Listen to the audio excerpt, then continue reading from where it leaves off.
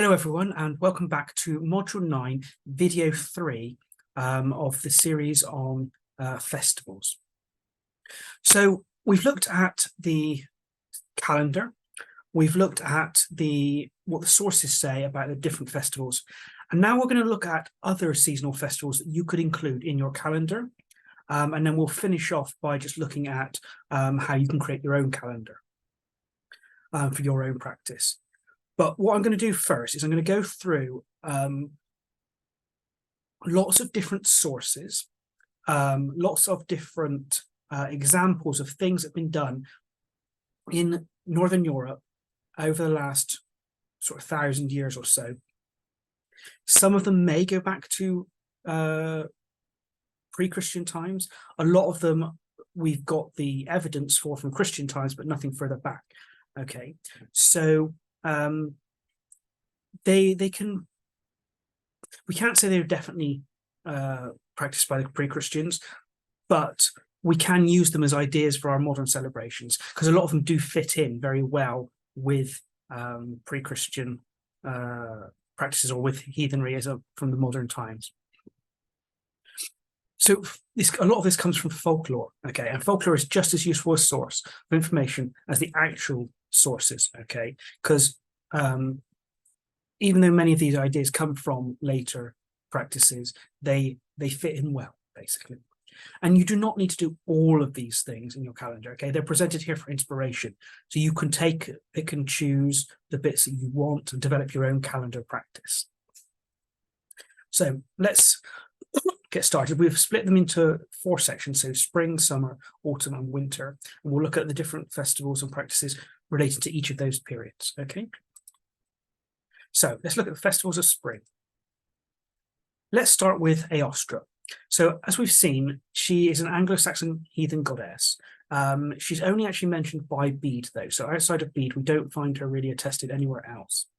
Her festival's held in April. So it's the start of the summer half of the year. It's not the vernal equinox. I know nowadays many Wiccans and Druids celebrate Ostara, which is on the vernal equinox, taking inspiration from Aostra, but that was not where it was historically from what we can see. Instead, it was held more in April, probably on the full moon in April. And Bede says that feasts were held in her honor. Okay. Now, the Frankish calendar of Charlemagne, it also mentions Ostermanoth. Okay. So that people like Grimm said that it might have been that Oster actually was a German version of Aostra, and that's where you get this Ostara idea from. And it's possible, but it's also possible that the idea of calling it Oster or Aostra comes from Anglo-Saxons that were there at the time. Okay, and saying that as the month name for April. So we don't know for sure on that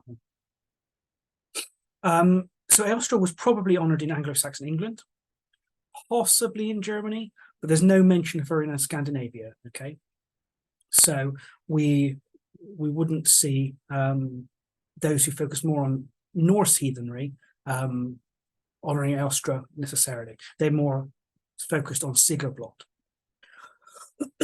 Now, there is no evidence to link her with eggs, okay, with Easter eggs, basically. But the association with eggs does make sense because geese and ducks lay eggs in March to May sort of time.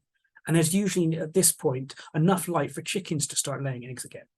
So eggs would have been a sort of a delicacy coming onto or becoming available at this time. Okay, so it makes sense for them to be associated with this feast.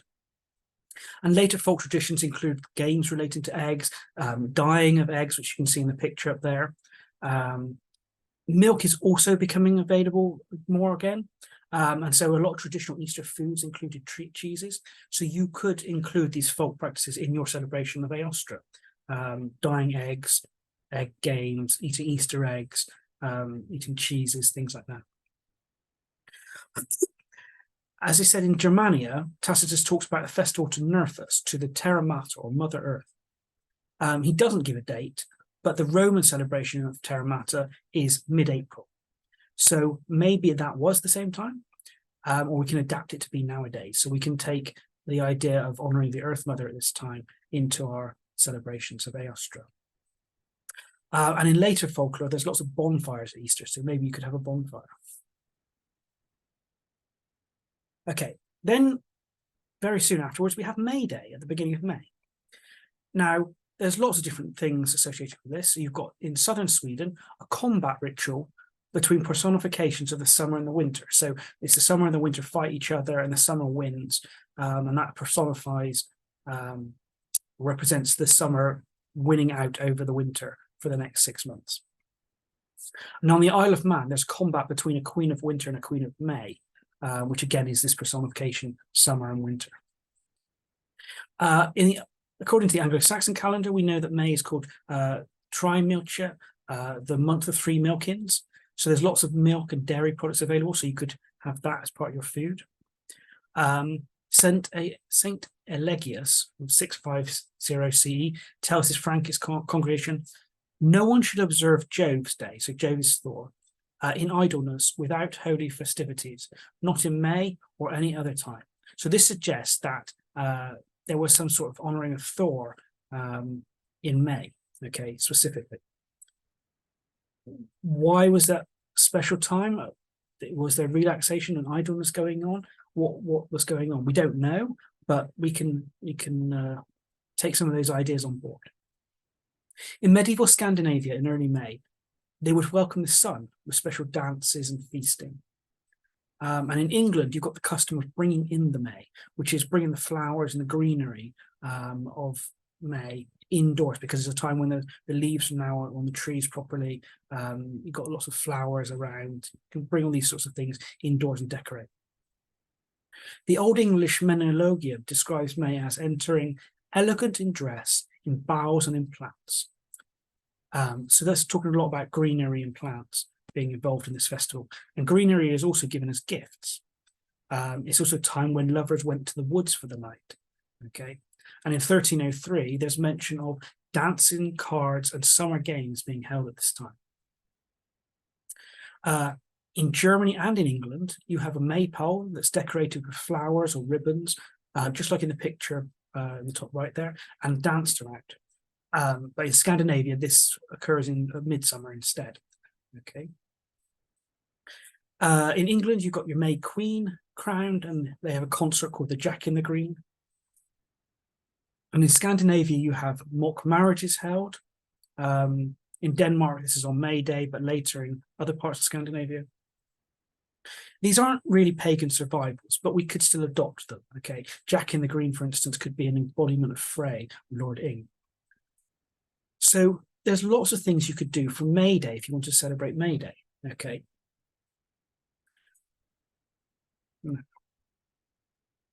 Before May Day, though, is May Eve, or Walpurgisnacht.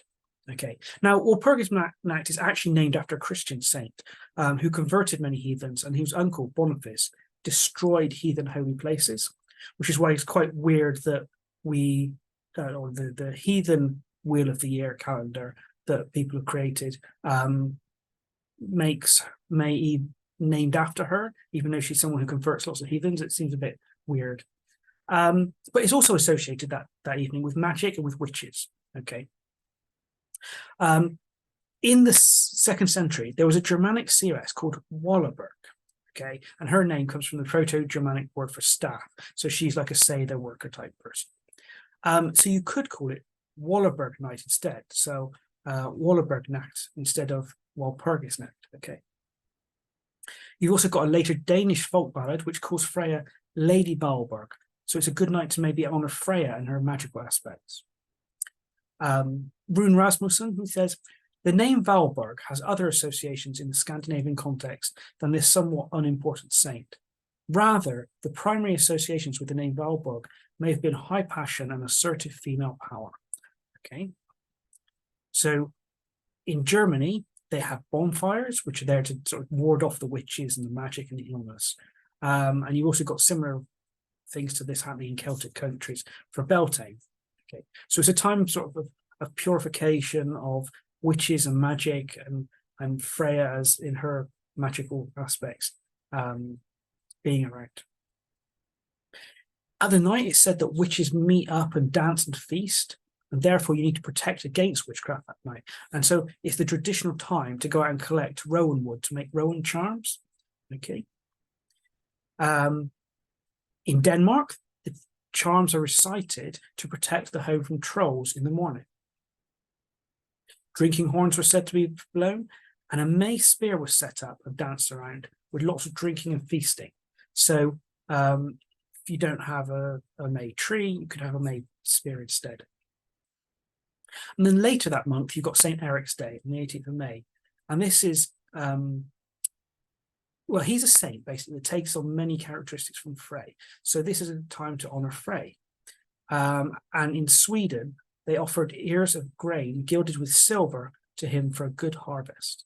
Okay, so that's some other things you could do. You could celebrate May Day, May Eve, 18th of May, St. Eric's Day. Okay, but make it holy to Frey.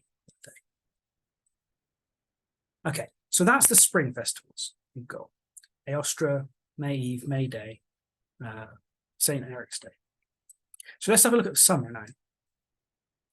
So firstly, let's look at midsummer. Okay, midsummer's dating, it changes from place to place. Okay, so traditionally we say that the solstice is on the 21st of June. Actually, the solstice can be 21st, 22nd, 23rd of June. That sort of time frame is midsummer. But traditionally, midsummer was actually St. John's Eve on the 24th of June into the 25th. Which is a Christian idea. And in the Icelandic calendar, they put midsummer actually in late July instead. So there's a query over when you would celebrate midsummer, okay, if you want to celebrate midsummer. The 7th century missionary Eligius, he says, "Let no Christian believe in bonfires or sit at incantations, which are diabolical works. Let no one perform solstice rites or dancing or leaping or diabolical chants on the feast day of St. John." So this is saying in the 600s that there were celebrations going on. I'm not sure whether this is in Scandinavia or Europe or where on that, but we've got bonfires, we've got incantations, we've got solstice rites, dancing and leaping, chants. A lot of the sort of the dancing and leaping and solstice rites and bonfires carry on into later folklore as well. So you could do some of these sorts of things. However, it's important to note there's actually not much evidence of midsummer being celebrated in pre-Christian Scandinavia or in England in the Anglo-Saxon times. It's not one of the three main festivals that we saw, nor is it mentioned in Bede's Old English texts or any other Old English text, really. Okay. That said, there's a few things we could look at. So, firstly, the megalithic Ailes stones, the Alestenar in Sweden, this dates from 600 AD, and it may be a solar calendar because it aligns with the sunset on the summer solstice. Okay. Just like Stonehenge, which is not heathen, it's pre-Christian, it's in fact pre-Celtic even, aligns with the summer solstice and the winter solstice. So it suggests that even prior to the Anglo-Saxons and Vikings, the peoples of these lands celebrated the solstice. Okay. Now, the one example we do have is Olaf Saga Tryggvason, which mentions a midsummer blot and a thing. Okay, but this doesn't seem to be an annual thing. This just seems to be a one-off celebration. So Agrip of Noreg's Knungasagam says that Olaf Tryggvason replaced the heathen celebrations with 4 new feasts: Christmas, Easter, Ale on the feast day of St. John the Baptist, and Autumn Ale on the feast day of St. Michael. Okay, so if he's replacing heathen celebration, is he on this around this time? Maybe there was summer, some sort of midsummer thing. And if you remember, when we looked at the archaeological evidence, there did seem to be some sort of celebration going on or sacrifices going on at midsummer. Interesting, it's talk about ale on the feast day. So this drinking is another thing that is involved with the celebration. Now, Frostating's log, the early Norwegian law code. Okay, so this is early Christianity in Norway. It says every household must brew a minimum amount of ale and hold a feast on St. John's Eve. Okay, so again, we've got an example of celebrations going on St. John's Eve pretty early on. Whether that's because of pre-Christian celebration, we don't know, but there's something there. So a feast and some drinking. And it's also the time of the Althing in Iceland. Okay, this is a big assembly which meets to make laws, solve disputes. So if you have a kindred, it's a good time basically to hold your annual assembly, to elect officers and do things like that. So yeah, these are some of the things you could do for a summer celebration. Okay, dancing, leaping, bonfires, solstice rites, chants and incantations, drinking, feasting, that sort of stuff, and an all thing. Okay, so bonfires are really important. Okay, in Sweden in the 1500s, you have fires lit and danced around on midsummer. You've got German and Frankish areas where midsummer gatherings had fires. In Scandinavian in the 17th century, they lit fires on burial mounds. You get lots of customs to do with bonfires, like leaping over the midsummer fires for health and luck, or driving livestock between them. So that's normally more of a May Day thing. And you throw in things you no longer wanted, such as broken household objects. Traditionally, 9 types of wood are used to make that bonfire. So fires are really important. Then you also have the idea of vigils, okay? People staying up all night at groves, at dolmens, at sacred wells. Okay, so it's not just fire, but also the wells are important. You had women rubbing grease offerings over tree trunks in woods or on the prehistoric cut mark rock carvings that we saw. You have wheels being set alight and rolled down the hills. Maybe they reflect the sun's journey. Don't know, but that happened.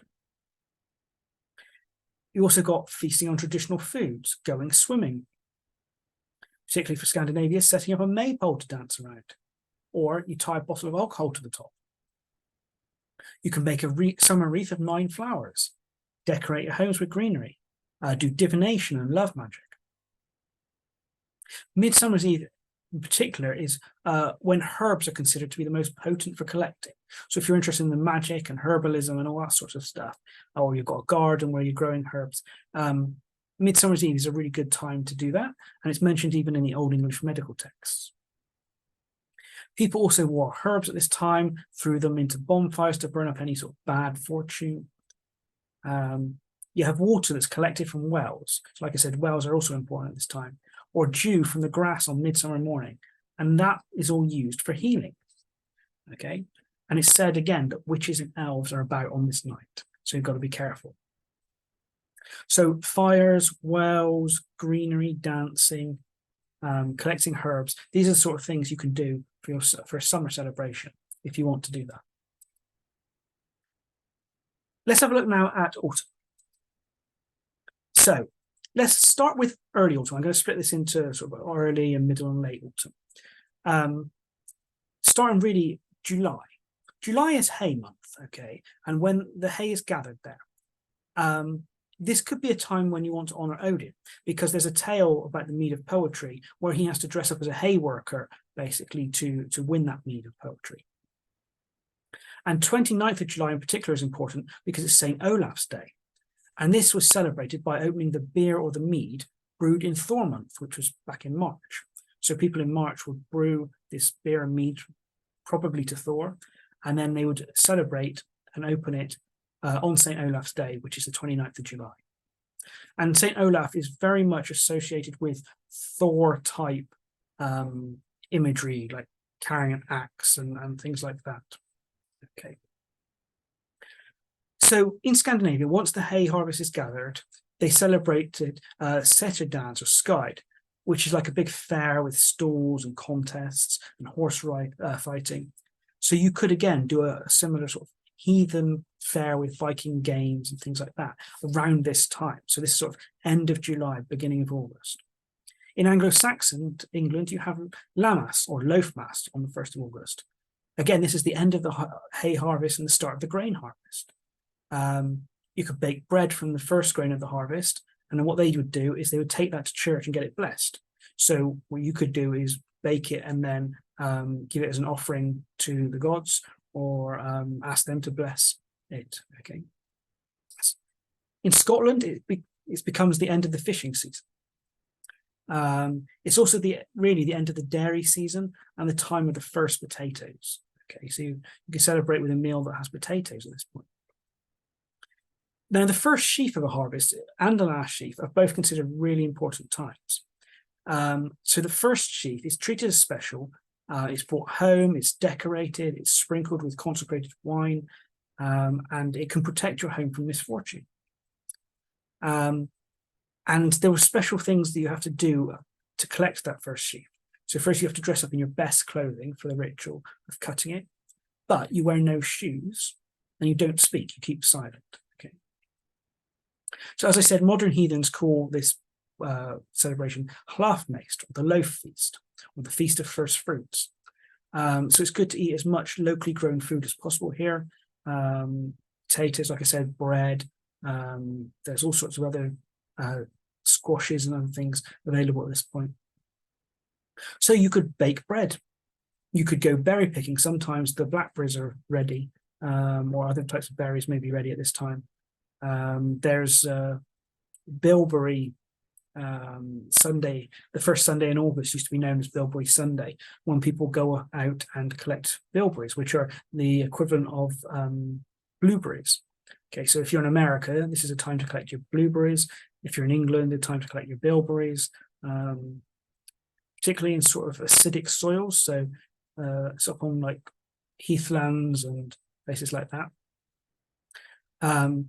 You could go berry picking. You could harvest potatoes. As I said, they're ready at this time. Courgettes and other things like that. Sort of summer vegetables. And it's also a good time to honor Thor. So like I said, St. Olaf is associated very much with Thor. And Thor is the one who's thought to bring the storms that ripen the crops at the very end of summer. And you'll find that actually, particularly in like England and Scandinavia, there's lots of storms at this time. Okay, this is when the summer storms start.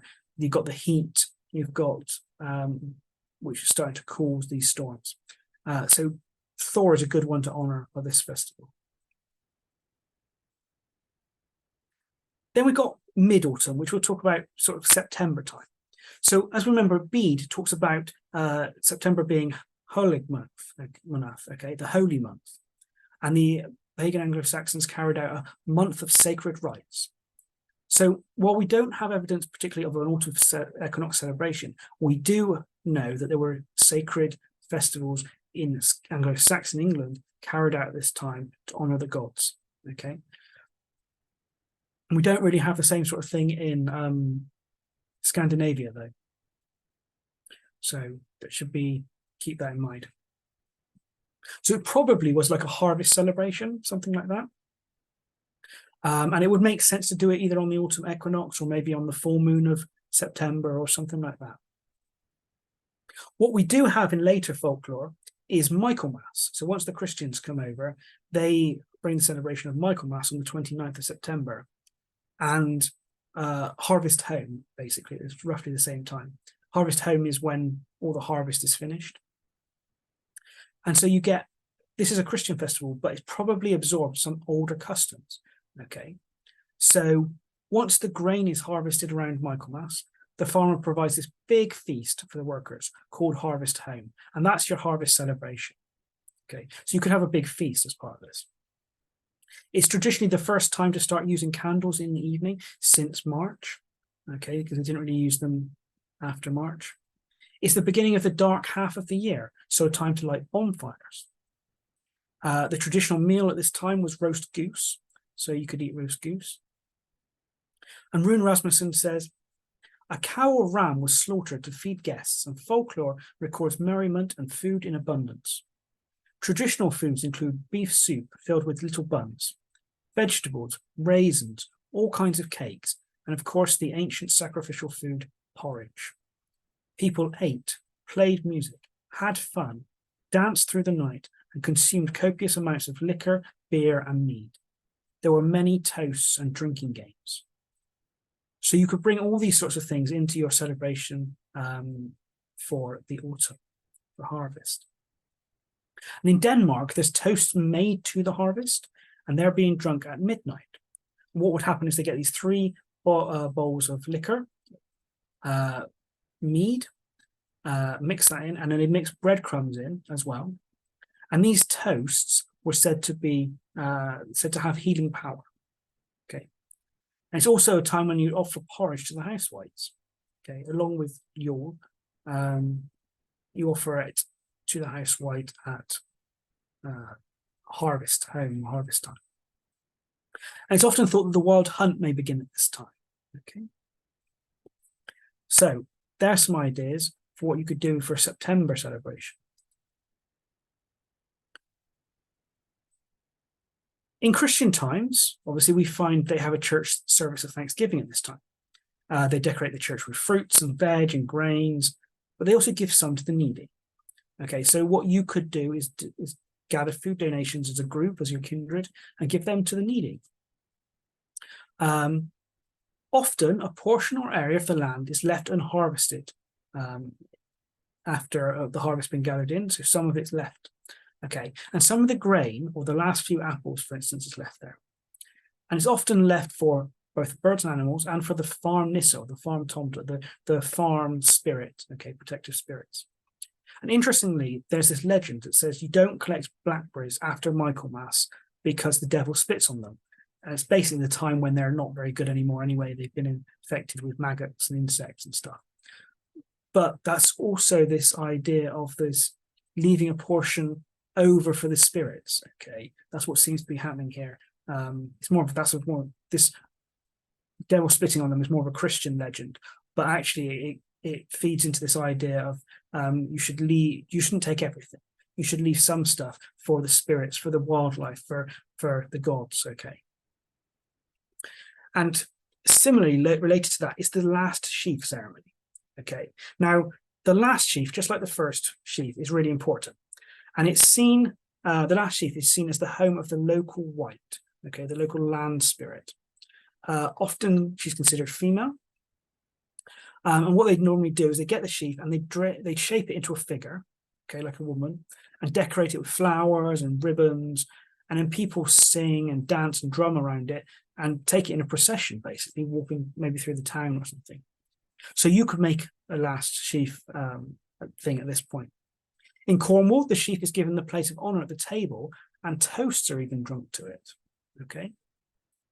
Sometimes it's baked into a Yule cake, or it's made into a wreath, or it's even given as an offering to local wildlife. In Germany, there's accounts of them tying the last sheaf to a stick and shouting "Wold, wold, wold." Okay,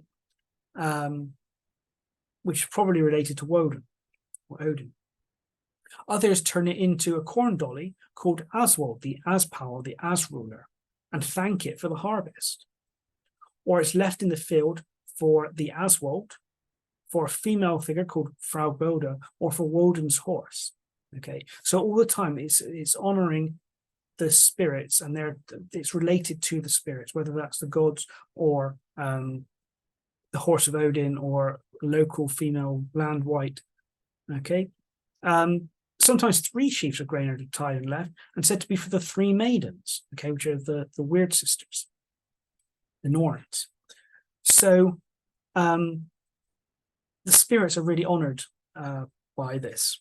Okay, it could be ploughed back into the field on Plough Monday, so they could take it home, keep it over the winter, and then on Plough Monday they put it back into the ground to help take the goodness from the last year in and put it into the ground to make this year good. Okay. Now, often also a bowl of beer containing bread, which was mixed with alcohol, was created, and then a ritual toast is made. Okay, and people pass it round so everyone can drink from it. Okay, so you can have these different types of things. You can have, well, just take inspiration from all these practices and put them together: a first sheaf, a last sheaf, a Michaelmas celebrations, honoring the gods, leaving sheaf out, and honoring them with beer and toasts, and rituals. And the portion of land area, you could actually leave a portion of your garden, if you have a garden, unharvested, wild, for the spirits. Okay, and then we come into late autumn, sort of October, November time. So we've already talked about winter nights. Okay, this is the big festival of autumn, as we've seen, but there are some others. Okay, so it's important, firstly, to note that female supernatural beings play a big part at this time. Okay, Rune Rasmussen on Autumn and Winter, he says, a number of sources mention the lady of the house leading sacrifices to wights of the home, as well as to the Disir goddesses. Terry Gunnell, the academic, he suggests that this time is associated with women, death, and magic. And this can be seen in the many sources where female goddesses and giants show up a lot in winter. So this could be a time to honor the female goddesses, basically, the winter time, and also things to do with death and magic. Bede talks about the winter half of the year starting on the full moon of October, though other later Old English sources actually say November the 7th. That's Christian sources. The Christian calendar also puts the start of winter on the 11th of November. This was Martinmas, okay, and the early church fathers condemned pagan practices that were being carried out on this day. Okay, so this more aligns with Blotmanath on November. So November, as I said, it's called Blotmanath because it's the time when the animals who they didn't think were going to survive during the winter, they get slaughtered. And as part of that practice, they're sacrificed to the gods. Okay, so there would have been a lot of feasting on meat. And yeah, just big feasts at this time.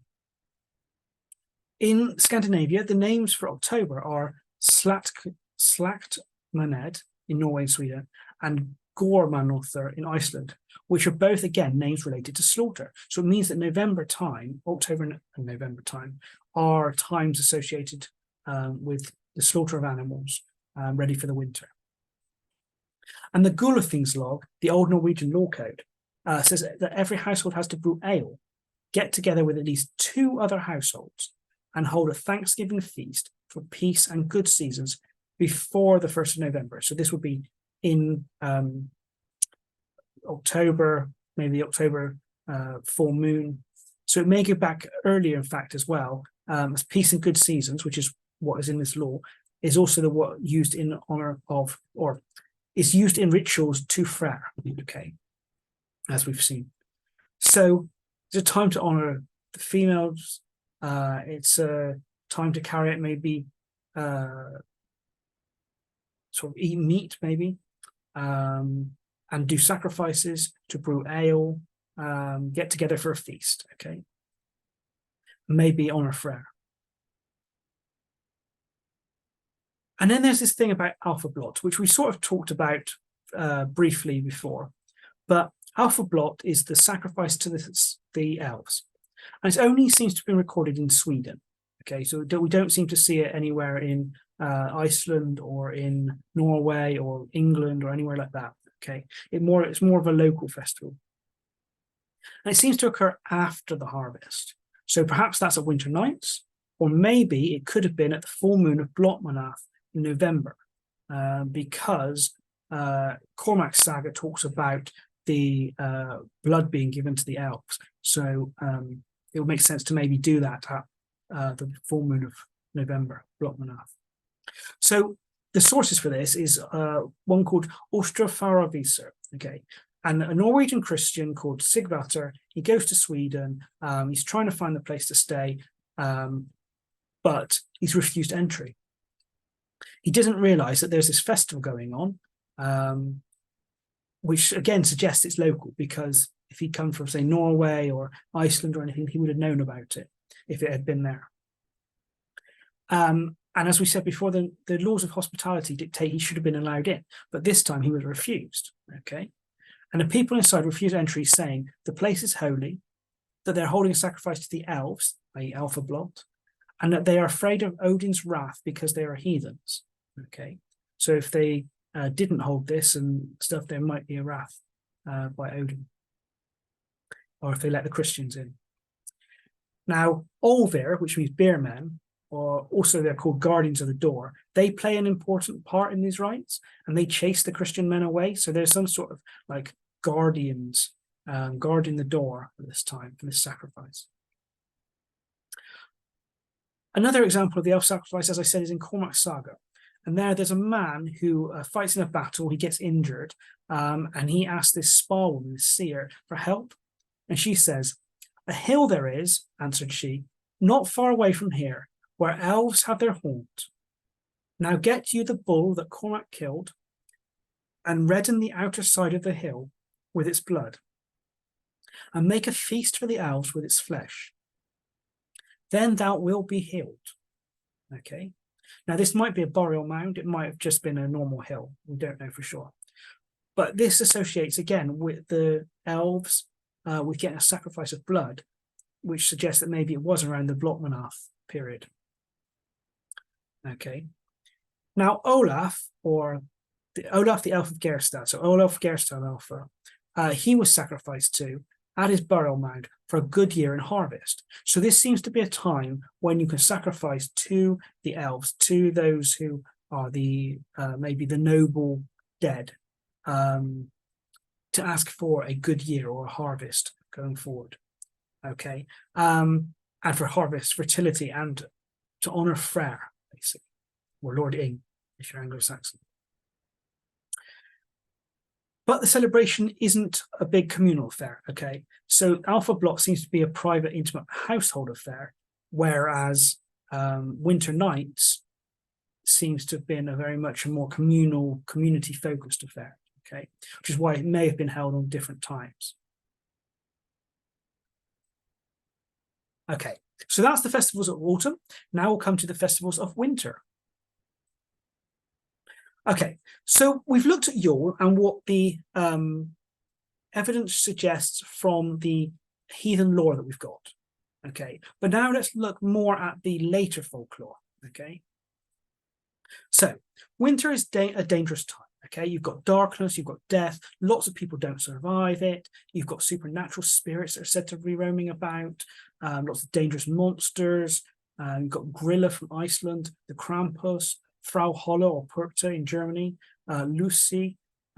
These are all dangerous things. You've got sagas telling of elves and trolls and Hordefolk, or the dead coming back at Yule, and they can all cause mischief. Okay. You've got another thing of the Tale of the Wild Hunt, which is found across Northern Europe, which is again about a host of the dead or the monstrous beings which travel across the sky at night. And yes, they bring fertility to the land, but they also whisk people away. And they collect the souls of the dead who had died that year. Okay, so there's all this time of darkness and danger and death and supernatural things happening. Okay, you've got to be careful. Okay. Now, the Wild Hunt itself is led by a variety of beings. So Odin can lead it, Herne the Hunter, a winter goddess like Perkta or Holda in Germany, or Grilla in Iceland, Lusa in Scandinavia. Okay, so different beings, depending on where you're from, different beings are said to be the ones that lead that Wild Hunt. It was also called the Asgard Ride in Norway. Okay, so again, associating it with the Norse gods. In Shetland, there's something called the Tuljasin, okay, which is 7 days before Christmas. So this is definitely in a Christian era now, when spirits were allowed to roam the earth. So the Wild Hunt probably goes back, or maybe goes back to heathen times, we don't know. But certainly this one is about in Shetland, which has a lot of influence from the Norse. 7 days before Christmas, spirits again are being allowed to roam the earth. So it becomes a dangerous time. However, Ronald Hutton, the historian, he says, While belief in night roaming ghosts and spirits is very old, the tradition of whole companies of the restless dead roaming the earth is not recorded before the 12th century. So that is after Christianization. So we've got to be aware that this may not actually go right back to pre-Christian era. Okay, but it certainly fits with the idea of pre-Christian views of the world. And from the 1500s, we have the records of Woden or Odin being seen as the leader of the Wild Hunt.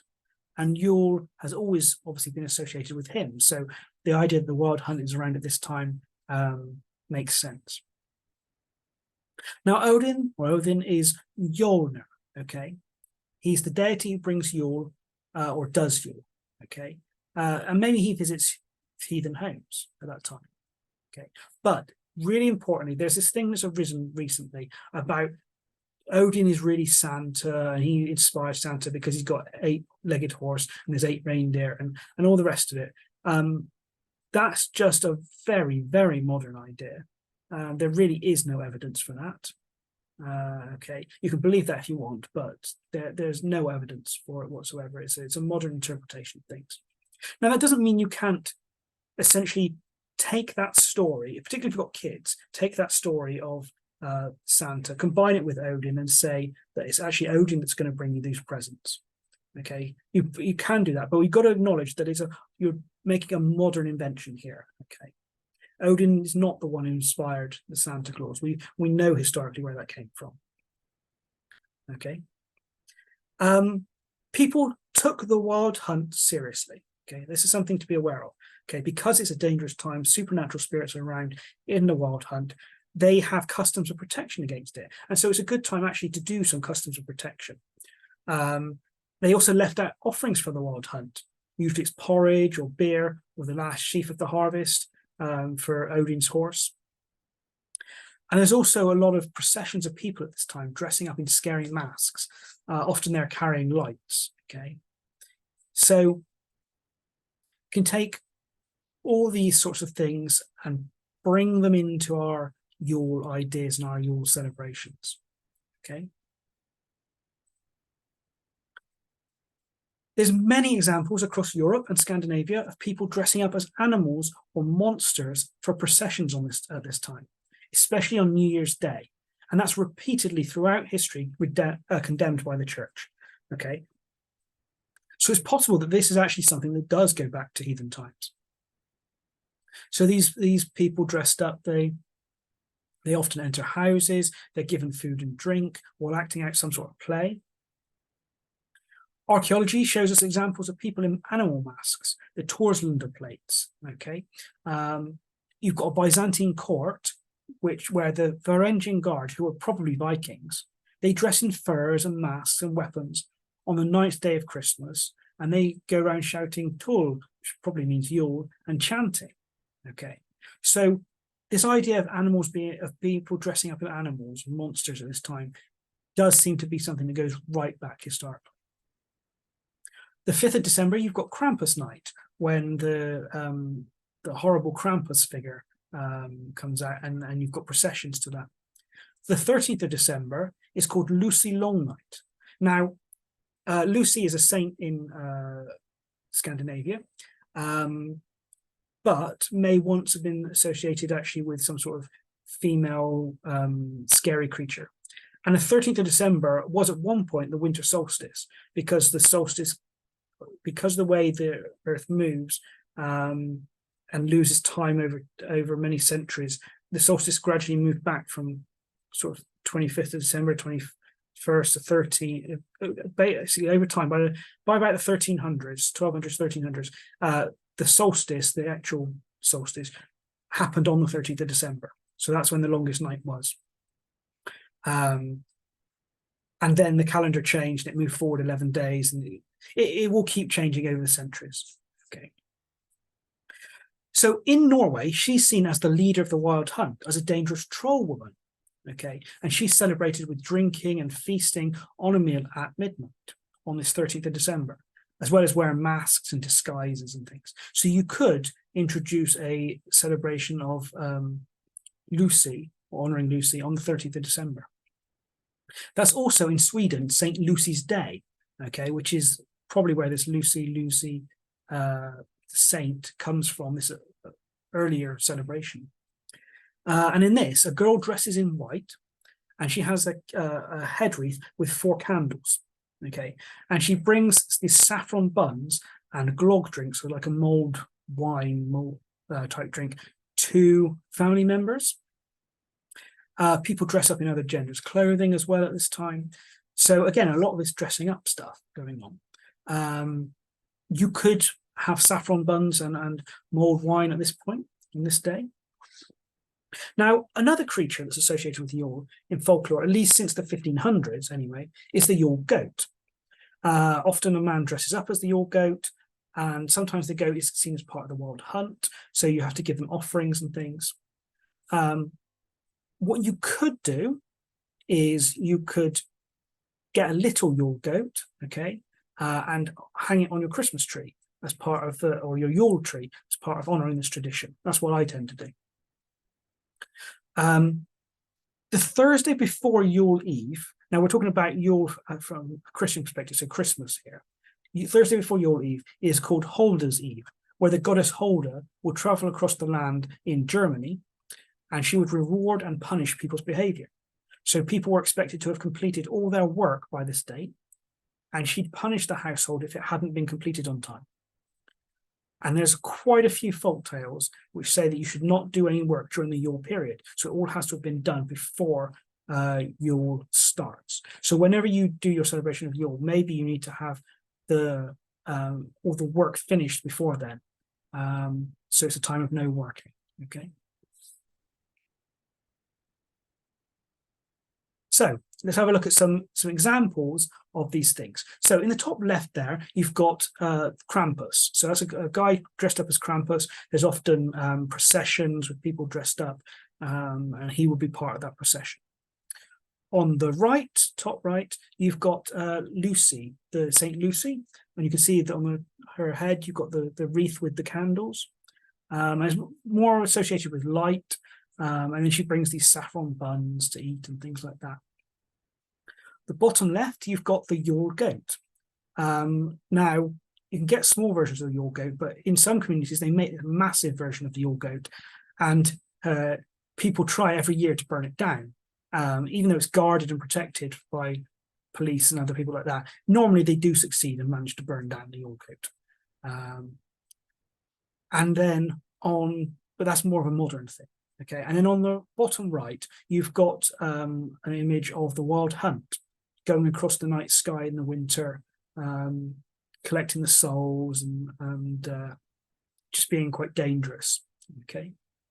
So these are 4 pictures of different Scandinavian and North European Yule traditions, or winter traditions. Okay, so the wild hunt includes not only the gods and monsters, but also often the dead too, okay? Like I said, they go across and they pick up any dead souls that died during that year. Now, the dead weren't all seen as friendly, okay? Some were, but some were not. And the idea that the dead return at this time is found across Northern Europe, okay? So because of that, it's a good time to give them offerings. Now, in folk tradition, special ale is put out for them. And this is called Angel's Ale or Draugr Ale, along with some food. So associating the dead here with angels, but also with the Draugr, the revenants, the ones that wander, that are quite bad. Okay. So some ale may be put out for them. In Norway, on Yule Eve, you have special bread and beer left on the table in a bowl for the dead, along with a candle to lead them home. And it can also be put on the graves as well.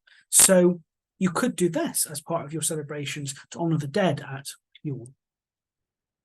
And often people would leave the house for a period to allow the dead to come and feast. Maybe they go to midnight mass or something like that, to leave it for the dead. Offerings were also left for the spirit of the house. And this is an important modern, ancient and, folk traditional practice, and one that's been picked up a lot by a lot of heathens nowadays, is to leave it for the house spirit, an offering, okay, and the guardian spirit of the farm as well, the guard board. This can be left at the grave, at large stones, or at the hearth fire. I normally do it on my altar, and leave some porridge out for the house spirit. So the folktale suggests basically the porridge with some butter or cream is the best offering here. So if you're going to do it, make sure you give them porridge with butter or cream. Now, in the Norse tradition, you've got the Disir, the female guardian spirits, being honoured at winter nights. So that's in October. But in Anglo-Saxon areas, we've seen Mother's Night is on the 24th of December, or once probably the solstice when they were honoured. So you could honour them at this time, okay? And some modern heathens will see the mothers, the Modru, as female ancestors. And we looked at the evidence of that in one of our very early modules. They're normally depicted in threes. And for me, I see them as a cross between very old ancestors, local spirits of the land, particularly the river, and also the lesser Norns and the Fates. Okay, so they're ones that you could celebrate and honor at this time. And there's a 12th century German penitential from the church, which said, "Did you do as certain women do during a certain time of the year? Did you set 2 tables and fix 2 meals in your house? Did you put a drink on the table along with 3 knives in case the 3 sisters arrive? Previous generations called them the Fates out of ignorance. Did you do these things so that the Fates could be refreshed?"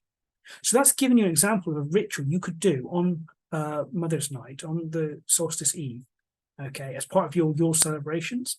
So you could put, Yule period celebrations, you could put some knives and drink out on the table or on your altar and leave it there for the Modru, the mothers, okay, or female ancestors if you want to honor them instead, okay. Now, celebrating Yule was called drinking Yule, okay, so we know from that drinking was especially important, okay. Ale is brewed in the autumn, and then it's ready then for Yule time. So you could brew some mead or some beer or some wine or something in the autumn, ready for Yule. In the lore, we find examples of toast being drunk to the dead and to deities at Yule, okay, particularly to Odin and Njord and Freyr. And even a Christian king, Hakon the Good, orders the brewing of special beer for this time, as we've seen. Now, the first drops of the Yule beer were often in folklore given to a holy tree, a sacred stone, or a burial mound. Some was given to the hearth fire or set out as an offering to the wild hunt. Okay, so you want to have this beer or special drink prepared before Christmas, so that before Yule, so that you can give it as an offering ready for the wild hunt and for the dead and deities at Yule. There's also sacred Yule breads being made, okay, and these are given to the spirits of the house and the farm, or again to the wild hunt. It's more of an appeasement offering when you give something to the wild hunt. It's sort of stay away, don't come and ruin things for me, okay, type thing. And some of the Yule beer and bread is actually eaten and drunk as part of a special breakfast on the Yule morning. So if you, up to this time, you're making this beer, you're making this bread, and then you're going to use this as part of your breakfast on Yule morning. And it's important because the condition of things on Yule morning was seen as divination for the year ahead. Okay, so things have to be good on Yule morning, otherwise the year ahead might not be good. And some was probably also kept to be used in the fertility ceremonies in spring. Now, when we say bread, we might not necessarily be talking about bread as in the way we think of it as bread from it. It's more sort of a cakey type bread, okay, a cake, special Yule cake that you can do this with, okay. So you could have a special Yule alcohol, beer, mead, whatever that you brew, and make a special Yule cake, and then use that for offerings, for breakfast on the Yule morning, okay, and and even keep it to put into your garden if you grow things the following year. Then there's this idea of wassail, which comes from the Anglo-Saxon washael, okay, or be in good health. It means be whole, be holy. Okay, but on the 17th of January, there's a celebration called wassail. Okay, and part of this was giving offerings to the spirits of fruit trees. Okay, so they would make this special drink, this sort of cider type drink, and they'd take it to the fruit trees and they'd drink toast to them, and they'd maybe hang actual toast in the trees. The aim being that they help the fruit trees to bear a lot of fruit. Okay, and then they'd also sing and bang pots and pans to scare away any evil spirits. And some places today, even today, will do a wassailing ceremony. Okay. Now, it also evolved into a different type of ceremony, where people would carry a bowl of wassail drink from house to house or singing Christmas carols. Okay, so in later times, that's what it became. Okay, so it's much more close to sort of the caroling type thing. And in Sweden and Denmark, they also offer fruit trees at this time. So wassail is more of an English thing in England, but Sweden and Denmark have some sort of similarities because they also do things to honor the fruit trees at this time. So that's another thing you could do. Okay. Let's talk about Christmas trees. So I briefly mentioned, okay, that Christmas trees are not a heathen practice. They go back to Christianity in the 16th century in Germany, and we really don't have any evidence of anything before that. Okay. Similarly, the Yule log was probably not a heathen practice. It can only be traced to the 1600s in England.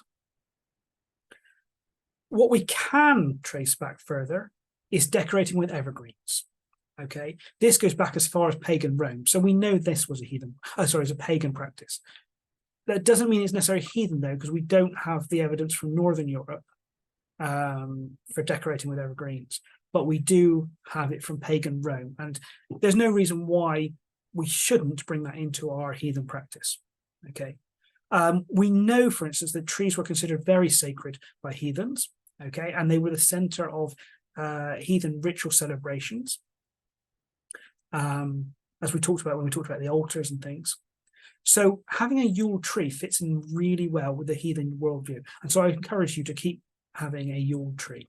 Okay, and in Scandinavia, the Vardtrud tree, so the tree that's in the center of the farm, the tree where the spirits of the farm live, they received offerings at Yule. Okay. And one idea of what you could do is you could set up your tree like Yggdrasil. So you could have some sort of eagle at the top statue. You could have 4 stags and maybe a squirrel in the branches. You could have a snake coiled at the bottom. Okay, all very, very much taking the myths of Yggdrasil and recreating it in your Yule tree. Okay. If you have a fireplace, you could burn a Yule log. We know that in folklore, and it's a folklore that does go back at least to the 1600s England. Okay, you could have a Yule log. You can also eat a Yule log, chocolate Yule log for food. And in folklore, some of the ashes are kept for the following year too as good luck. So after you've burnt it down, keep some of those ashes and keep it as good luck. You can also just make one you could just get a stick, a thick log or thick stick, maybe that will fit in your hand like that. Drill some holes and put candles into it. Okay, or you could just use a single large candle instead. All of these things sort of representing the Yule log. Now, Yule candles are also important in Northern European folklore.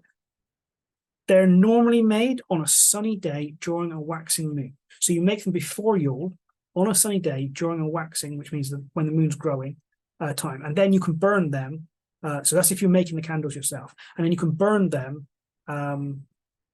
in the Yule celebrations. Okay. And you can use those candles to take omens, to see how the candle burns, to decide whether things are going to be good or bad. Candles can also be kept on Yule Eve to burn all night.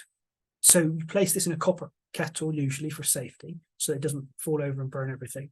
And then the stumps that were left, okay, can then be used in healing magic at other times of the year. Okay. Now there's another modern idea to do with candles called the sun weight celebration. And this is very much like Advent. And on the 6 Thursdays leading up to the solstice, okay, you light the candles. And they normally have like the Futhark rune, so one rune of Futhark on them as well. Okay, but that's a very modern festival in the last sort of 10 years that's been invented. And it's important to note that Yule does have an important association with the returning sun and light. As we looked at in Bede, Yule was named because of the sun and the solstice, okay, and the sun coming back.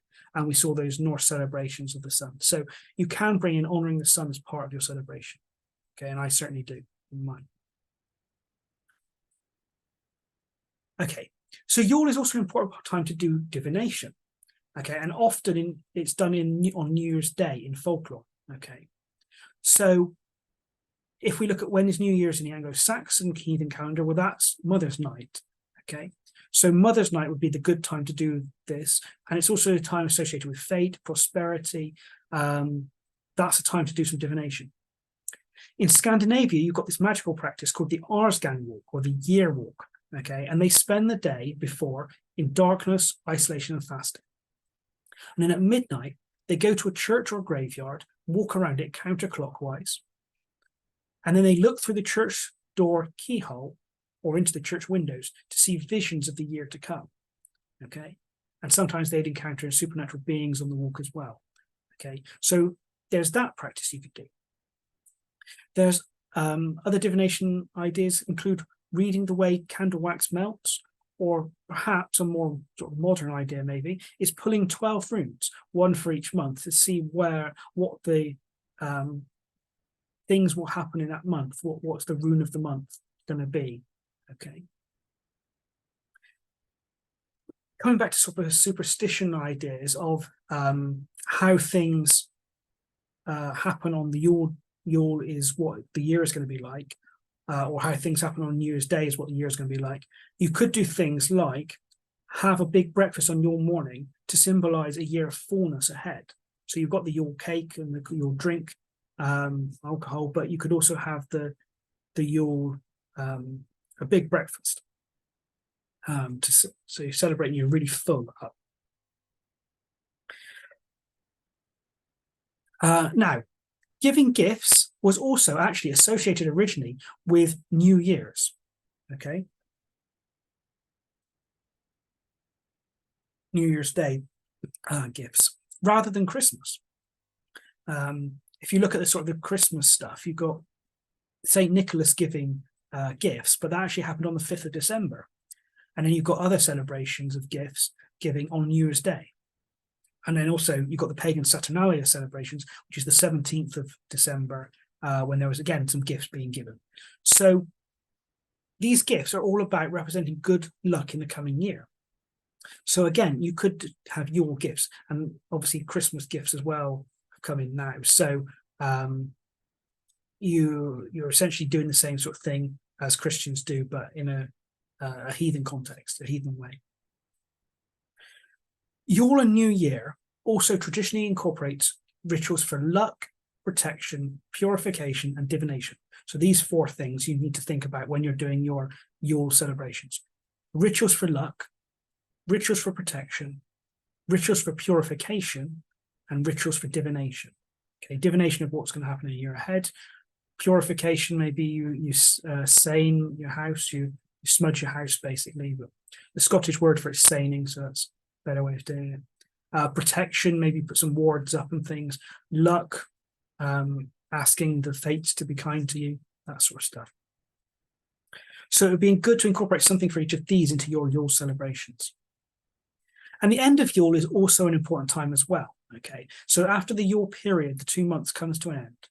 It's customary then, well, it was, because of the influence of the 12 days of Christmas, it was customary to chase out Yule, okay, after the 12 days. But we could say going back to the Anglo-Saxons, more of a 2-month period. So the end of that 2-month period, it's customary to chase out Yule, beat drums and pans, okay, burn any Yule greenery, okay, which happens normally at that time, or possibly at Candlemas, that also happens. It's the sort of the taking down your decorations type thing.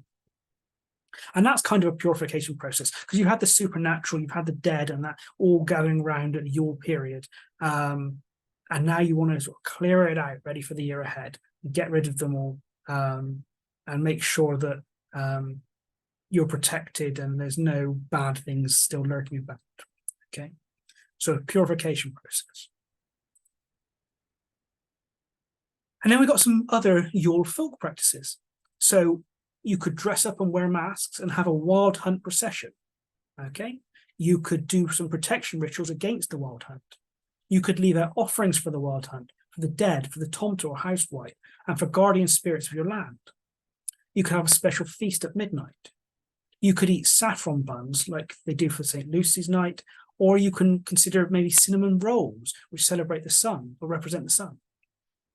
You could make a Yule beer or ale, and maybe a Yule bread or cake to use for offerings and for a Yule breakfast, and also keep some for your spring ceremonies.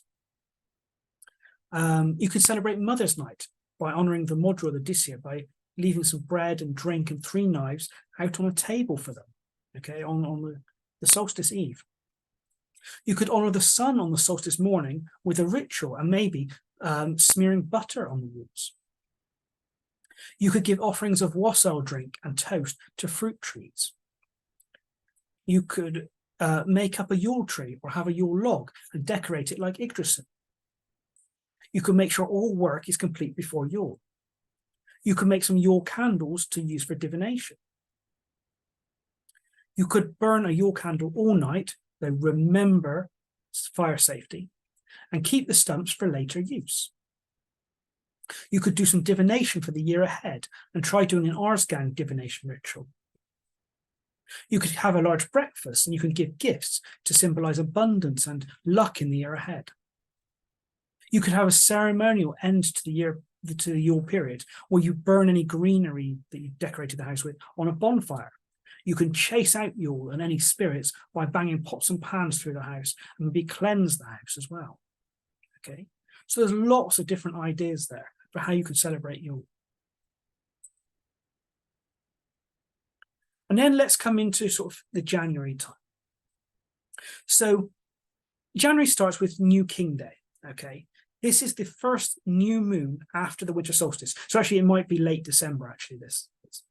And it's called traditionally the New King. And this moon, according to Rune Rasmussen, this moon was greeted with offerings and prayers for wealth and fertility in the coming year. And this moon held the fortune for the whole year. So greeting the first new moon after the winter solstice is a really important folklore practice, okay, for giving offerings and prayers to it, so you have wealth and fertility in the coming year. Then you've got the 6th of Jan, which is Three Kings Day. Now, this is obviously a Christian thing, but it's a time to do rituals to chase out Yule. Okay, so this is after the 12 days of Christmas is over. It was the time to chase out Yule. So you could sort of move this idea to, as we said, the end of the Yule 2-month period. You'd sweep every corner of the house with birch branches or beat the walls and furniture with sticks to chase out dwarves, so spirits that you don't want to be there. Now, the 7th of January is Fire Day Yule, and this is a day to sacrifice to the hearth of the house, okay, because the hearth kept you warm. There was often in Indo-European ideas, the hearth had a goddess or spirit of it that looked out over the household. So you can honor the hearth and the hearth goddess or the hearth spirit at this time. It's a day to sacrifice to the hearth, to give libations of beer to the fire, and have prayers that the warmth will never die out. Okay, so you make a prayer that the warmth will never die out. And then on the 13th of January is a day when the Yule was actually driven off for good, often while wearing masks. Okay, so you can wear a mask and drive out Yule on the 13th. So you can use this chasing out Yule, driving out Yule ideas for a particular period, whether that's the 6th, the 13th, or whenever the 2 months of Yule actually end. Later in that month, we've got Thorablot. Okay, now this, despite its name, is not actually associated with Thor. It's named after Thorri, who's mentioned in Flatta Jarbok and Orkneyinga Saga. Now, interesting, his family names all have winter names. So his family are called Frost, Snow, Glacier, Cold. And he seems similar to an old man winter type spirit, okay? So he was the first one to hold a midwinter feast that's named after him. And then also the Cavens sacrificed to Thori in midwinter for good snow as well. So this is probably some sort of tale to explain why they are honouring the spirit of winter at this time. In the 1700s, on the first day of Thori, the lady of the house had to go outdoors on the evening before and invite Thori in so he would be gentle, not harmful. Okay, so again, this is about appeasing these spirits of supernatural spirits of winter, of the cold, of darkness. Okay, and a Thorablot feast can be dated back to the 1867. It's also been revived in modern Iceland as well, so you could consider doing that. When we move into the January-February period, we've got Plough Monday. Now, this is traditionally the first Monday after Epiphany. So Epiphany is the 6th of January. So the first Monday after that is Plough Monday, okay? But you can do it when you believe that your period is over. So when the 2-month period is over, or whenever you decide it's going to be over for you. The first Monday back, therefore, is Plough Monday. Okay, and on that day, the earth is ploughed ready for the seeds to be planted. Now, this isn't something that we see going back to pre-Christian times. Okay, we've only got evidence of this from the Christian times. But it would be very surprising if such a ritual did not exist. And the fact that there's Bronze Age rock art of ploughing suggests that ploughing was a very significant and important thing. So you could do something to celebrate that. Bede himself talks about the Anglo-Saxons calling February Solmanath, which is either month of cakes or possibly mud month. Okay, we don't know for sure. And he says it's because they offered cakes to their gods at this time. So Sol may be connected to the word for plough, which is sul. Okay, so maybe because it's very muddy at this time, it's a good time to plough. You could do things you could plough some of the earth. Although that's not particularly very good for the earth, so you may want to modernize it a bit. But you could dig a hole maybe and put cakes in, like the Solmanath cakes, to the gods, to the Mother Earth in the ground. The Old English Acrobot charm, which we talked about for fertility, again, it's Christian, but it has heathen ideas in it, particularly prayers to Mother Earth. And the idea of putting cakes or bread into the first furrow made by the plough, along with some other ingredients. So these are offerings being made, and you could do the same thing. You could dig a hole in your garden, as I said, put the cakes or some offerings into that to celebrate. Later, German and Scandinavian customs used the Yule bread, okay, in the Yule cake type thing in ploughing rites. Okay, so they feed the plough animals either that or they scatter it over the fields, that sort of thing. The idea is this old must touch the new. So the blessings and the last food of the old season then passes into this new season. Okay. Now, in the 1400s, people were condemned for leading the plough about in the fire as for good beginning of the year. So there's some sort of ceremonies going on to do with ploughs here. Leading it around a fire. Potentially praying for a good year. In the 1600s in England, you've got ploughmen dressing up and processing through town with the plough. Plays are then being put on as well. And in Denmark, the processions happen at Shrovetide, which is Pancake Tuesday in February. Okay. January is also the time, as we talked about wassailing, 17th of January in England, and also beating fruit trays for fertility in Scandinavia. So rather than toasting them in Scandinavia, they beat them instead.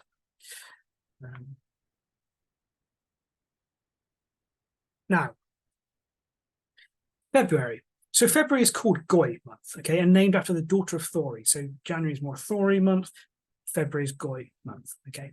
And the first day of Goi, the first day of February, the man or the woman had to go outside and welcome her in after circling the farm 3 times. Okay, so again, we've got this welcoming, this offering to spirits of the winter, female spirits of the winter. And women would often invite their female neighbours to a women's feast to mark the opening of the month. In Norway, milk is offered to Goa for the first 3 nights of Goa month with the prayer, "Dear Goa, give me both bread and butter." And young men also pray to Goa for a sweetheart to marry. It was a traditional time for weather divination. And in 19th century Frisia, so this is quite modern, there's an account that says, on the day of St. Peter in Cathedral, February the 22nd, a great festival was formerly held in North Friesland. It was a spring festival, for then the mariners left the shore and put out to sea. On the eve of the above-mentioned day, great fires, beacon, were lighted on certain hills, and all then, with their wives and sweethearts, danced around the flames, every dancer holding in his hand a wisp of burning straw, which he swung about, crying all the time, "Wedka Terra," or "Vika Tara," and Wedka, i.e. Woden, consume. Okay, so that is consume, accept our offerings, as in the days of heathenism. Okay, so you're talking here about these big fires being created, dancing around them, and then giving offerings to Woden in this day. And the Frisians would dance around bonfires, shouting, "Wedka neem ons offers aan," Woden, accept our offerings. Okay, according to Reitstad, that's what he claims in 1872.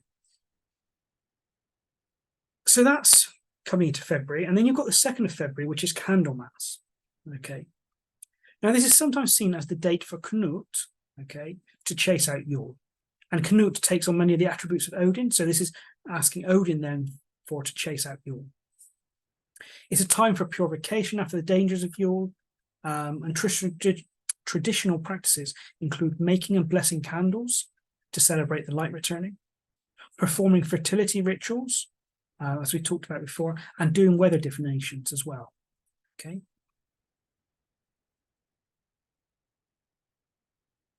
So that's Candlemas. And then something else in February. So February seems to have a lot of celebrations.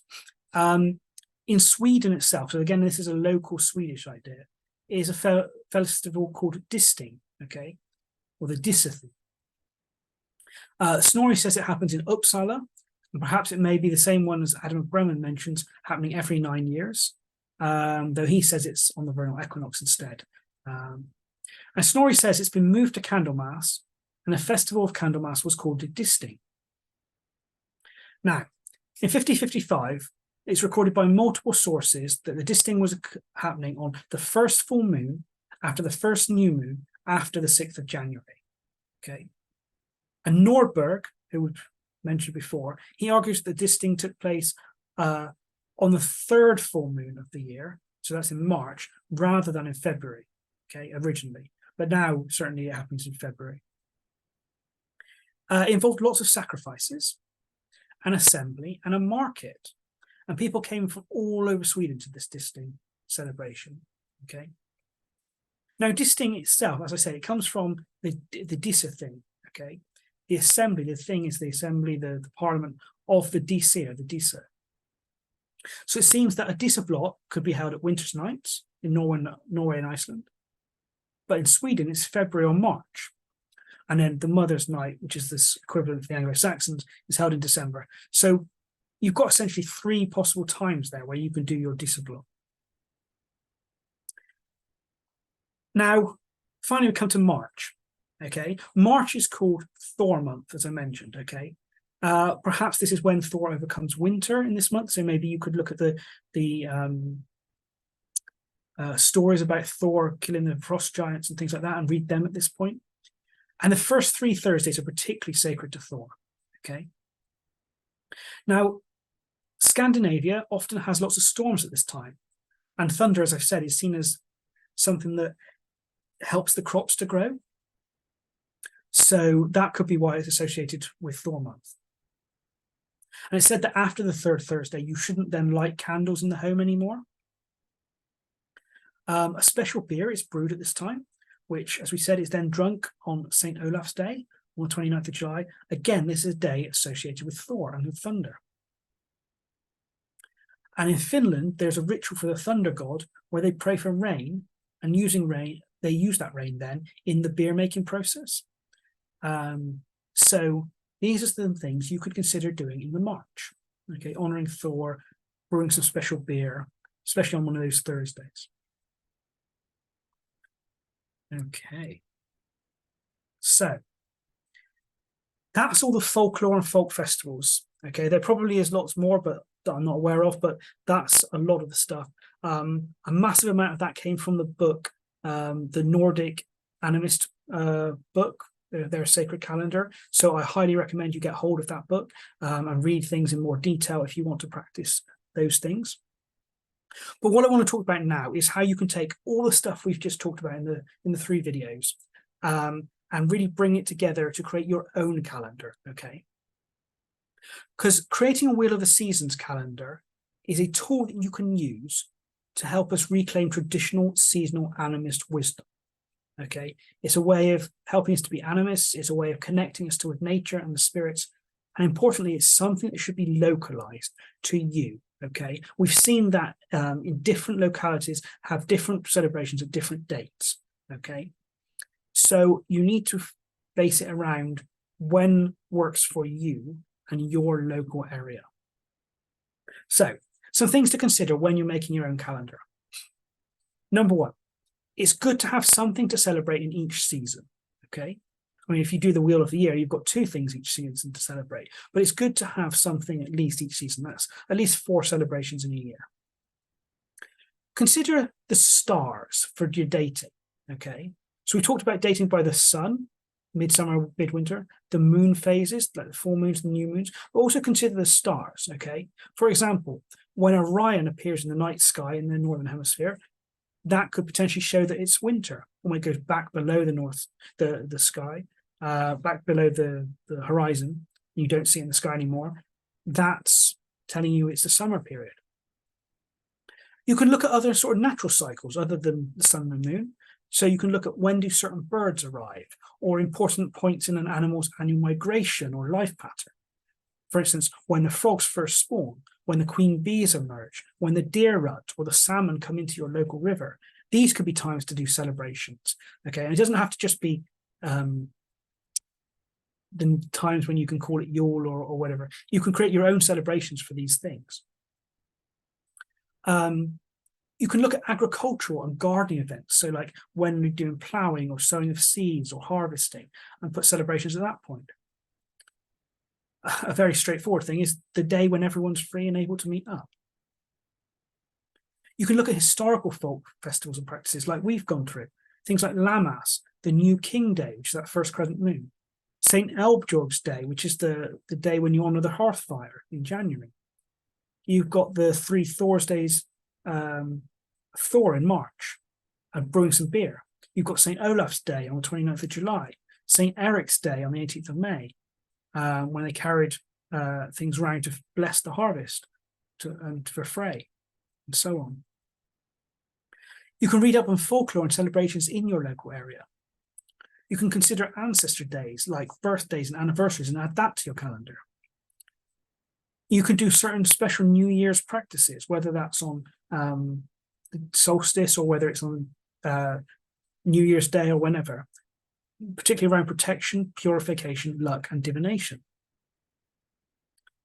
And you can also try to make the festivals relevant to important points in your own lives, in your own year, okay? So when in the year do we harvest things, for instance? Because we're not all farmers, okay? Very few of us are. Some of us may be gardeners, but it may seem less relevant to life if you're trying to base your calendar around farming instead of other more important things that are in your own job, your own year, your own life. Okay, so these are things that you should be considering when you're choosing dates, when you're choosing subject matter, things like that.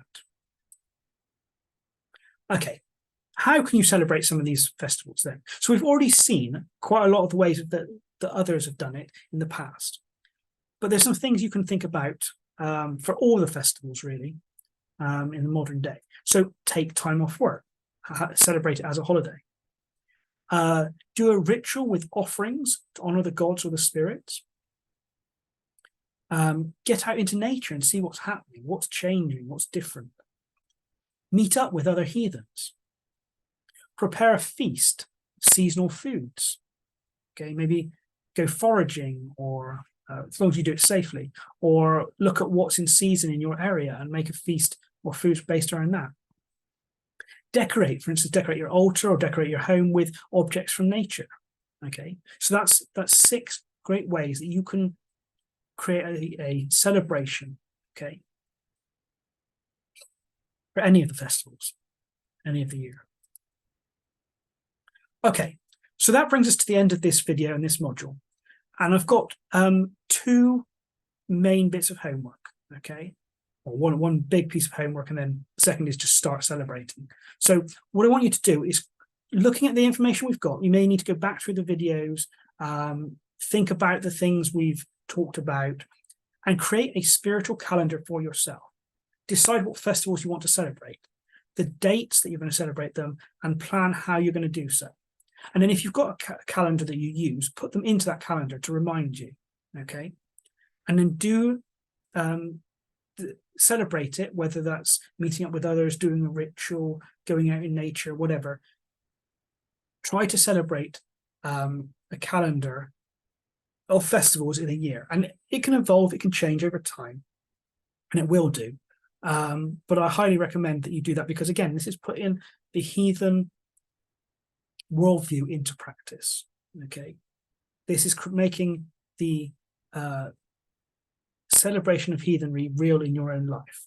Okay, and if you want to look at what other people have done to and get more ideas, there's quite a few books and other bits of information you can have a look at. So I've got recommended reading of the Lunisolar Calendar of the Germanic Peoples by Andreas Saltner, The Nordic Animist Year by Rune Rasmussen, Ronald Hutton's The Station of the Sun, Artroth Volume 3, Heathen Life by Ben Wagner.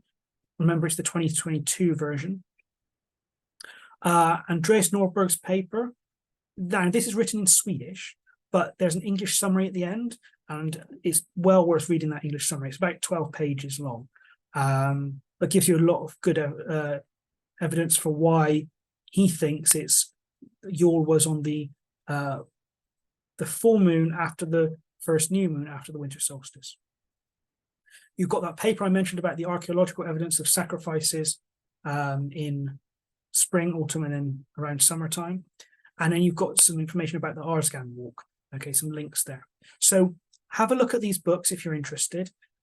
Take some of the ideas and bring them into your calendar as well, and just create a calendar for yourself that fits in with your life, fits in with your local area, fits in with your religious practice as a heathen, and then start celebrating those things. And we shall stop there. Thanks very much, and I shall see you in the next module.